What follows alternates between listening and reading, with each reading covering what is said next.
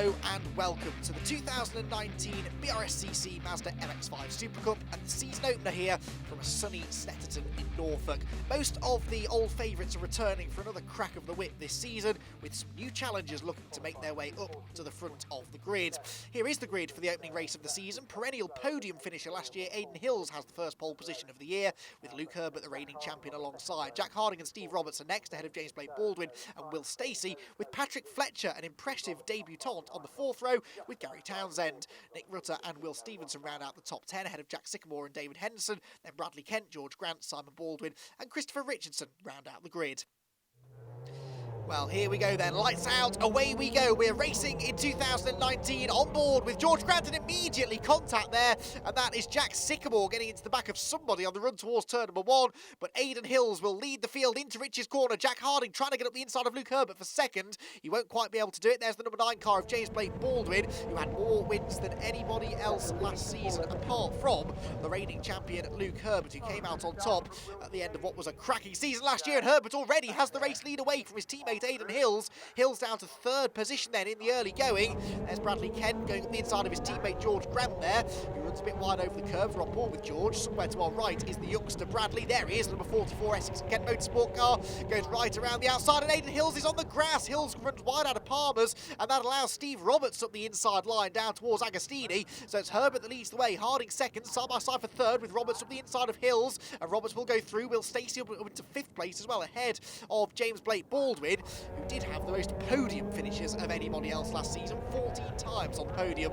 for James Blake Baldwin in 2018. But that disqualification at Castle Combe that put him out of the championship hunt, he'll be determined not to repeat such woes this year. George Grant sideways, not the only one by the looks of it. Quite a bit of dust being kicked up ahead of us. Bradley Kent there chops across our bows as we turn through the right-hander and Oggies. Side by side again towards the sharp end there. That's Blake Baldwin up the inside of Will Stacey, and Gary Townsend tried to join in the fun as well. So the 48 car of Will Stacey got his first ever victory last year at the first race of the season at Silverstone. That was in slightly damp and drizzly conditions, while here at Snetterton things are a lot brighter weather-wise, but not necessarily for Will Stacey's prospects, because he's dropping down the order now. We've also got Patrick Fletcher, that is, by the looks of it, the black and red car, coming up the inside line. He's going to try and go around the outside now at Nelson. This is fraught with danger. Patrick comes from One Make Racing background. He is a former front runner in One Make Renault Clio Racing, making the switch now to rear-wheel drive sports cars in the shape of the Mark III Mazda MX-5, and immediately on the pace, qualified in 7th on the grid. He's lost a bit of ground in the opening exchanges, but he's starting to pick his way back through. He has gone past Will Stacey. Gary Townsend is next. They're the black and green car. Number 36 is David Henderson. New colours on that car for 2019. Someone was on the grass just in front of them all, but I think they're all just about going to survive the opening lap, even Jack Sycamore, who we saw get that contact at the start. And the first lap, appropriately, of the season is going to be led by Luke Herbert then, the two-time reigning MX-5 SuperCup champion. Jack Harding is second, Aidan Hills is third. Simon Baldwin there having a look at the inside of David Henderson into Rich's corner. Can't quite do it there though. The leaders at the Wilson hairpin for the second time of asking. Steve Roberts is there in fourth, Blake Baldwin fifth, and then everybody else is sixth. Will Stacey, Patrick Fletcher, Gary Townsend, David Henderson, they're all in a long queue, and towards the back of that queue is this man George Grant, who I think has lost another position somewhere along the line there to Nick Rutter, by the looks of it, the orange number 99 car just in front of us. Through the left-hander at Palmer's, armfuls of opposite lot there as he runs out wide over the curb, but there's no one immediately behind him. Oh, there was someone immediately behind him. I was about to ask where Bradley Kent had gone, and that is where he was, right behind George Grant, and now he's up the inside of him, down towards Agostini. I think he's likely to go through there. There is Simon Baldwin in the second of the blue and orange striped cars, a bit further down the order though than his stepbrother James is. Again with George Grant then, Bradley Kent in front of us through Hamilton, this very quick left-hand kink. Kent running very wide over the grass and the AstroTurf there. If he keeps doing that, he'll get pinged for exceeding track limits, and it's a bit early in the race to be getting those sort of penalties.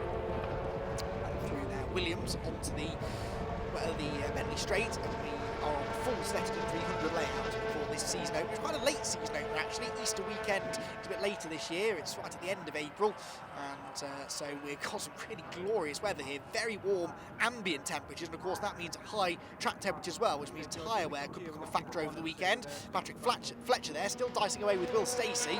Patrick is in front of him, having got that position at this part of the circuit a lap ago. There's the 62 car of Will Stevenson, started 10th. He's dropped a bit of ground. I think it may have been him that tangled with Jack Sycamore. You can see the rear bumper hanging loose on the right rear corner, and Sycamore is still right behind him, so they may have made contact. He certainly didn't do Sycamore any good.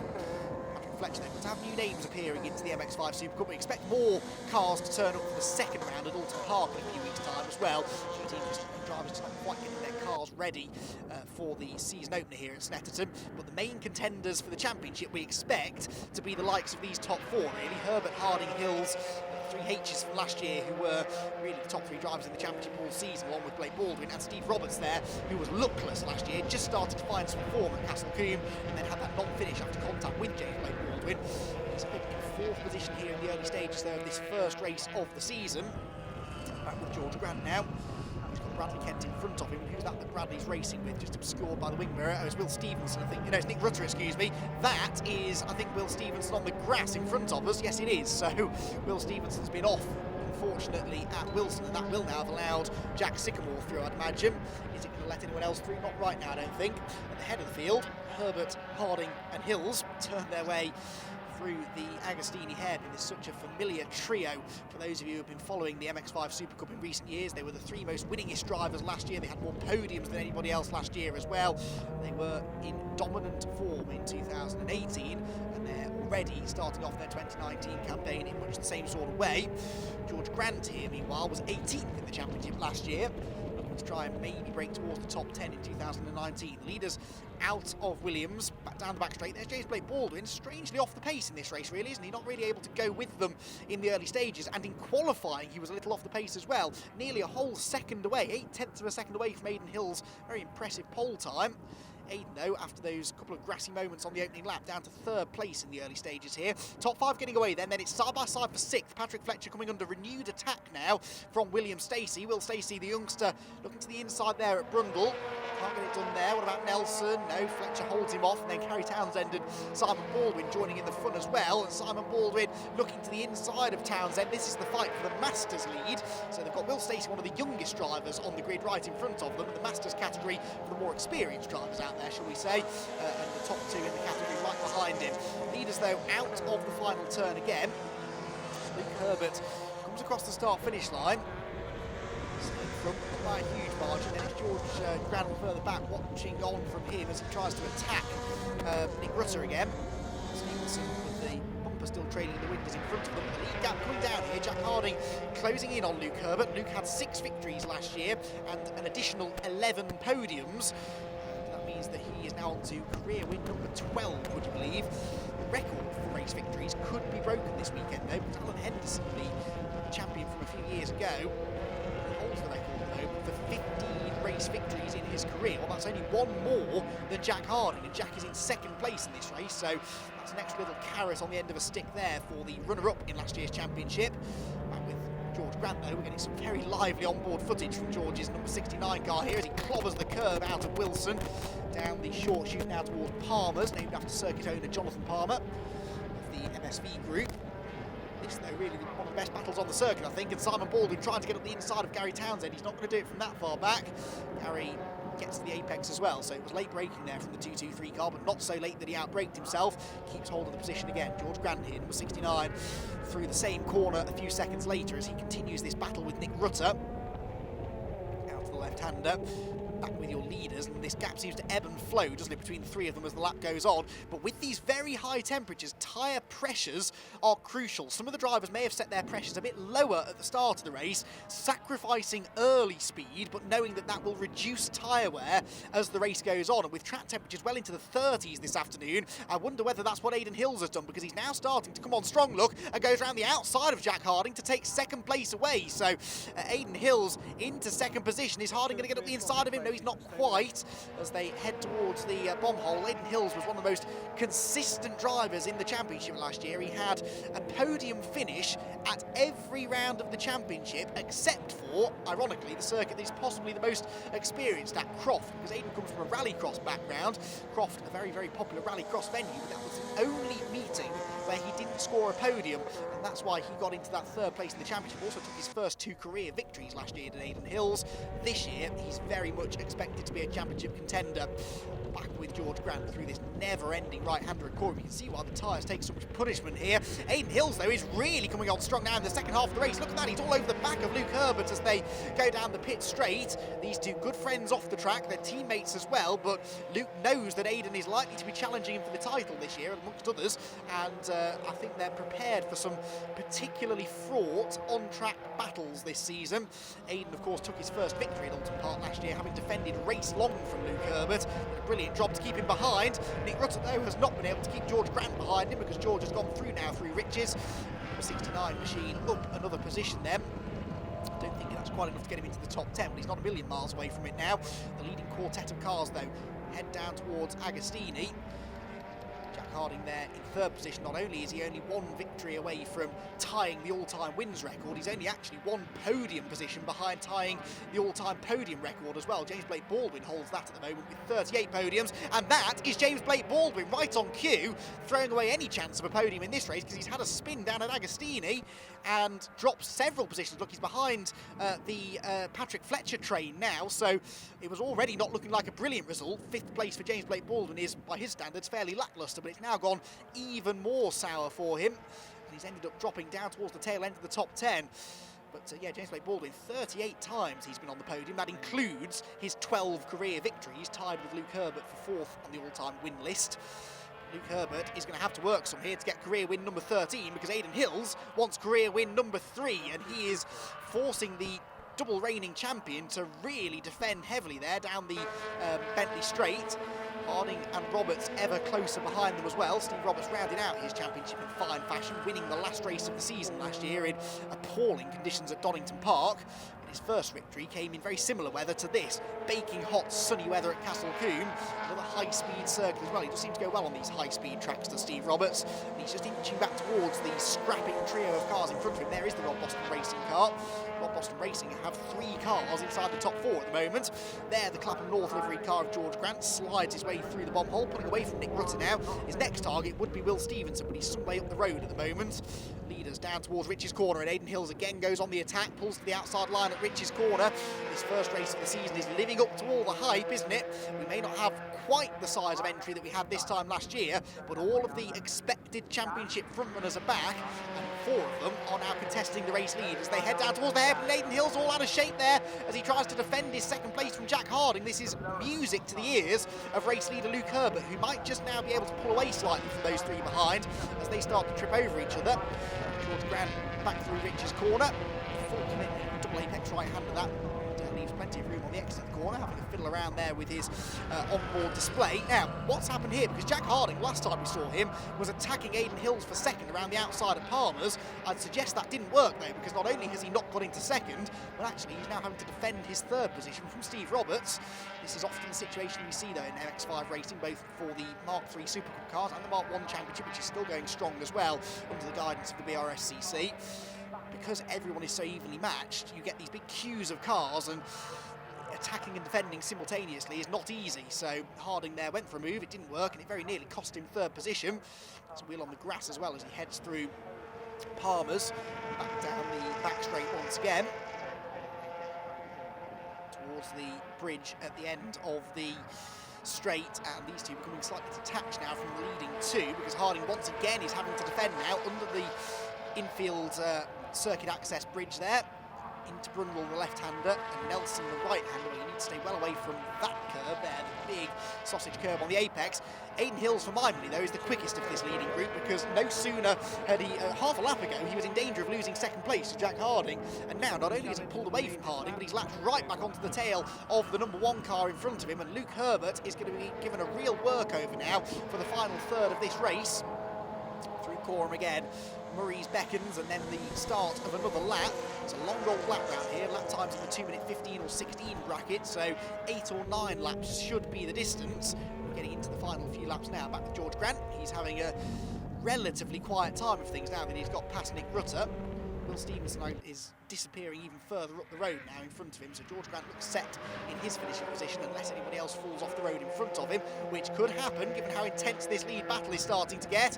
Aidan Hills right on the tail of Luke Herbert here, forcing Luke to defend into the hairpin. Now will Aidan try and go right round the outside? No, he's going to sensibly try and cut back to the late apex and get the switch back down towards Palmer's. It doesn't work though. Didn't quite get into the apex properly that time, did Aidan, so stays second. Herbert staying in the lead though through this long left-hander at Palmer's, back down the hill towards Agostini. Burst back into sight. Two pairs of cars now at the front of the field, two for the lead and two for third position. Hard on the brakes.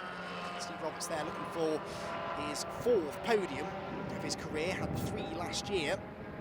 In fact, I tell a lie, he's had podiums beforehand, hasn't he, Steve Roberts? You forget, actually, that Steve's been around in the championship for a few years now. So used to seeing Steve racing BMWs before that, but it really was the second half of last year where he properly started to almost come of age, if you see what I mean, as far as Mazda MX-5 racing is concerned. And yeah, Steve Roberts has a couple of victories under his belt now, and indeed 6 podiums in his career coming into this weekend.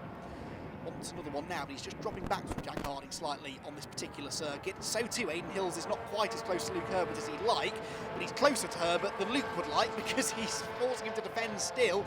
You never do know when the next attack is going to come from Aidan Hills. That's what's so exciting about watching him race.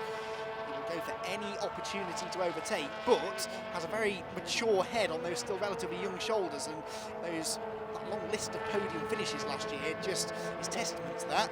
Aidan 8 times was on the podium, plus those 2 victories that we mentioned. The first of those coming at Alton Park. The second of those victories in the penultimate race of the season at Donington Park, whilst this man was busy wrapping up a championship in that season-long fight that he had with Jack Harding.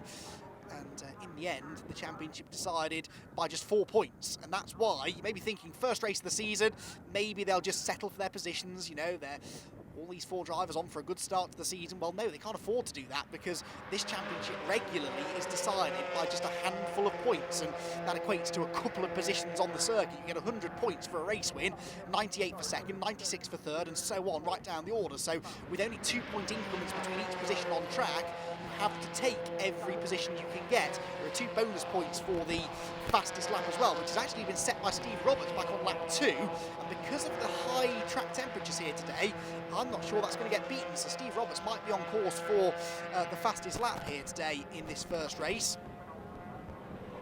Downhill they come then. Steve Roberts, I think I'm right in saying, has never set fastest lap before actually in this championship, so that'll be a first for him. Aidan Hills though going for first, going for the race lead down at Agostini. Herbert thought he had that covered, and then right at the last second he didn't. Aidan Hills almost saw a gap up the inside. Steve Roberts did actually set the fastest lap at Knock Hill last year, I'm just reminding myself, so this will be his second career fastest lap for those interested in such things. But right now we're more interested in this fight for second position. Aidan Hills and Jack Harding, excuse me. Nose to tail, that attack into Agostini didn't pay off for Aidan, so Jack Harding is now starting to apply the pressure again, and this is what I mean, it just keeps ebbing and flowing. Steve Roberts, whilst he's been sort of with them and obviously set that searing pace earlier on, he's not been able to quite stay with them consistently enough to become a regular factor in this lead battle.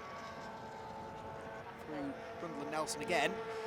And now as we get into the closing stages, we start to see what people have done with their tyres, whether they started with high pressures to try and make progress early on, or maybe they've gone with the more conservative route, so they've got good long run pace. The fact we've had no safety cars in this race means that they haven't had a chance to cool those tyres off. You can see them sliding around through Coram into Murray's and onto what may become the final lap of the race, I reckon. Fast running out of time in this. It's been a very, very closely fought season opener. There's Jack Sycamore going back through the bomb hole, and that is one of the Baldwins. Is that Simon or James Blake Baldwin in front of them? Couldn't quite tell there. Both cars identically liveried. One of them 9, and one of them is number... of course, he always used to be Simon Baldwin, that was number 9, but Simon running with a different number now. He's number 16. So the two of them were fairly close together, of course, after James's spin down at Agostini's earlier on. We never did see how that started, but we know what happened in the end. lost lots of positions and lots of championship points. You drop your 3 worst scores over the year though, so in theory, as long as he doesn't have too many more bad races, Blake Baldwin should be able to count this as a drop score and sort of forget this race ever happened. But it's a bit early in the season to be thinking about that. Leaders then down towards Agostini for the final time. Is Aidan Hill going to be close enough to attack Luke Herbert? Well, not on the way in, but Herbert takes an invitingly wide line into the corner, doesn't he? And Aidan must have saw maybe another opportunity there to nip up the inside. Half a lap to go then. And whilst Herbert's been sort of controlling this throughout the middle portion of the race, Hills looked like he was really challenging him. But right now, not really close enough to fully attack, I don't think. But let's see what happens as we go out onto the Bentley straight. Herbert's got a decent margin actually now as he slides through the right-hander.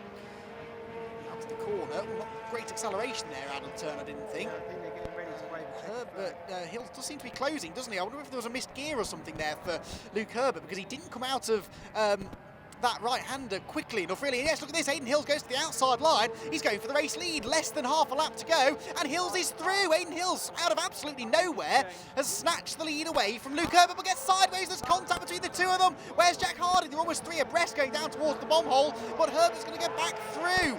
Oh, Aidan Hills will be kicking himself for that sideways moment. He's sideways again now at the bomb hole, and Harding's going to go through into second place. So from second to first to third in the space of 3 corners for Aidan Hills. He'll still be on the podium, but that was so nearly a race victory. Down to the last corner they go. Herbert looks like he's got this in the bag now. As long as the car accelerates correctly out of the final turn, it's going to be a drag race to the line for second place. But Luke Herbert is going to kick off his championship defence in perfect style. Win number 13 in his career comes at Snetterton in race number 1. And for second place, it's absolutely neck and neck. By 13 1/1000ths of a second, Jack Harding fends off Aidan Hills. But that was a really close run thing down to the wire, and Aidan will be really miffed to have lost the chance of a victory there. Herbert, Harding and Hills the podium men, but not necessarily in the order it looked like it would be with 3 corners to go. Steve Roberts is 4th, Patrick Fletcher top 5 on his debut, whilst Will Stacey is a solid 6th. James Blake Baldwin 7th after the spin, ahead of Townsend, Simon Baldwin and David Henderson. A brilliant way to open the season though here at Snetterton. Well, Luke, there are people who say that it must be madness to come back and try and defend the title once. You're back to try and do it twice now. No one's ever won this thing 3 times in a row. That wasn't a bad way to start, though, was it? No, I'm going for the triple header. You know, it's such great fun in Mazda. So, you know, budget is low, so and the racing it produces is great. So, you know, why not come back and defend it for a second time? But yeah, good start to the season. A win out of one race. So it wasn't easy. Around this circuit, you know, it's the hardest thing to do as lead a race, especially with the long straights and the headwinds. So I think Aidan briefly got in the lead on the last lap with 2 corners to go when I missed a gear, but luckily I managed to get the switch back and take victory. Well, Jack, it's a new season. Some things never change, though, do they? It's still you, Luke and Aidan fighting for podium positions. Are you satisfied with that first race result? Yeah, I'm more than satisfied. Snetterton's always been a track where there's always been something wrong, or you know, I've never. It's not local to me, so I haven't done a lot of laps around here. So I think our aim for this weekend was to get 3 solid podiums, and then we know we're stronger at the other tracks for the rest of the season. So yeah, to go on with second, even though Luke beat me, I probably didn't have the pace, but I managed to take advantage of Luke and Aidan squabbling on the last lap. Managed to get into second, so no, yeah, it's a great result for us. Well, Aidan, congratulations. Podiums have sort of become your thing, haven't they, over last season? You've continued it straight away in 2019. Yeah, it's lovely, really. Coming third in the first race this season's good. Being on pole, I thought we might have been able to maybe get the first win, but hey-ho, a podium's good enough. I obviously took the lead very briefly at the end of the last lap, but couldn't quite hold on, and Luke and Jack just got past. But really enjoyed the race, to be fair, and that's, MX-5 racing brings this sort of racing, so hopefully tomorrow will be a little bit better.